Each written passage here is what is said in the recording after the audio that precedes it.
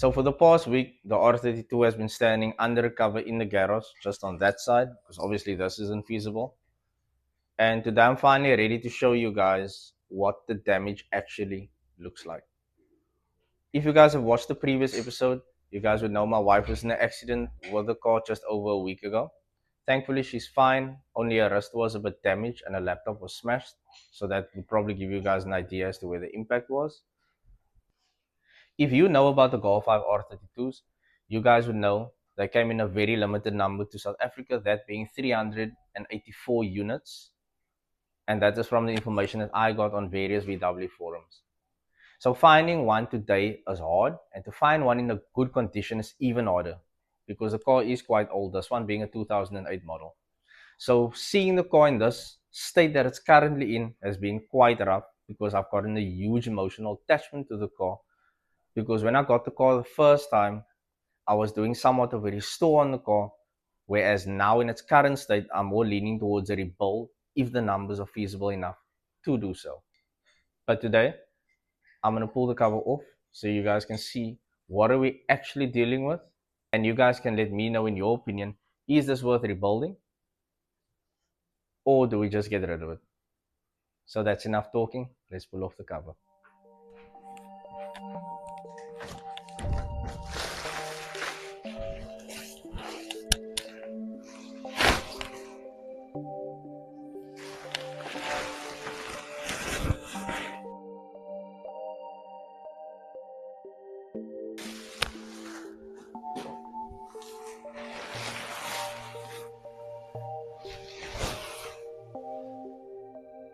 Oh, so as you guys can see, it was obviously a rear impact.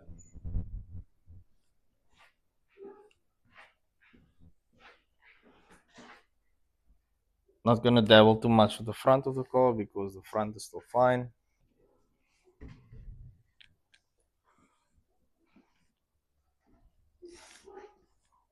So getting back to the back.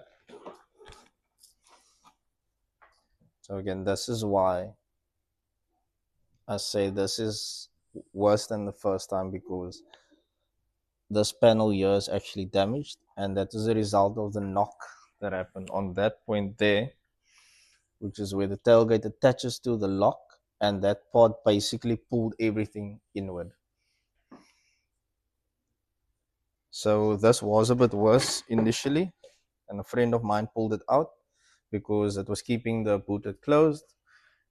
So I removed the boot shocks as well so that the tailgate can lay down. So yeah, plastic panels inside the boot broke.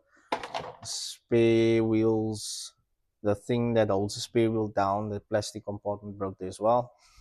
Just gonna drop this. So the rear bumper, this is the pretty side of the car at the moment. So these taillights are probably salvageable as well, I guess, but tailgate is gone. The rear bumper is cracked on multiple places. The R32's diffuser is also broken. So the impact was above the bumper stiffener, that being this part. And if the car was higher, that would have probably saved a lot of the impact. However, the car that knocked this car, I had a photo of it now, was quite high. It was a Polo, and this car being lower. So we've got some taillight damage as well. This whole part here is clipped out. But this damage is basically once this car stripped, you'd be able to see that. So let's go inside. Just had to have my holder there. Hopefully that doesn't break. That's from the dry body. Otherwise, my wife is going to murder me. So that's just supporting the tailgate. As you can see, the tailgate is quite damaged inside. The plastic cover we took off as well. So that's the damage inside the boot. And that's the panel that's dented in. And yeah, everything basically just shifted slightly to the inside. This plastic panel broke that sits on that panel. This is from the boot. And yeah, these are all parts that lay at the back. We just basically took it out to see the damage. Took my amp out as well. And that's just from the taillight. So obviously the taillight is out of place. And that one is broken. This one looks like it just moved. However, it might probably be broken as well because I've got an area inside the car for lights now. That's a dent on the tailgate. So the tailgate is obviously very hollow. That's why the damage looks the way that it does now. And this is also basically a hollow part. But yeah, this is the worst headache on the car, and this is probably gonna cost quite a penny to repair.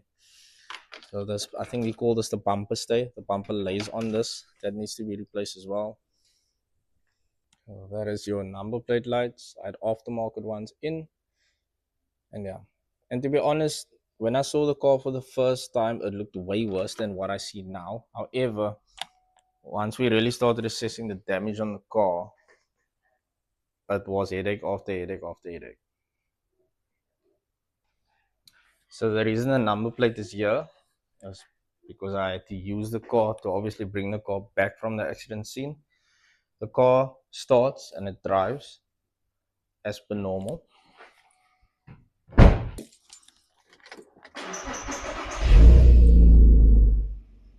So that's the light area that I was referring to. That's from the taillights.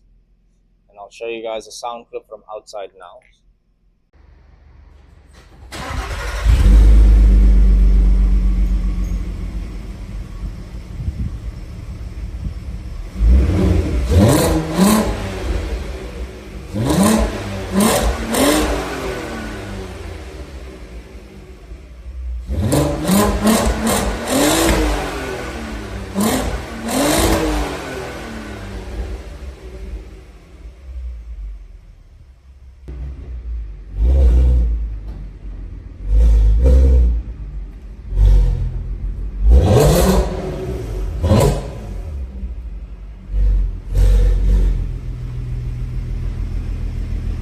So the big question on everyone's mind and within my heart, that's burning my heart right now, is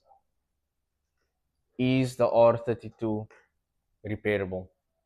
And at what cost does this repairs come? Stay tuned to next week's episode where we'll be going around to a few panel shops to have the car assessed properly.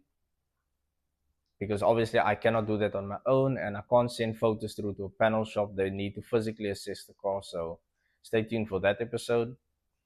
And the numbers will probably dictate the future of the R32. Do we rebuild it? Or is this the end of the blue car? Let me know your thoughts down in the comments. And don't forget to subscribe to the channel. The drive-by is over and out.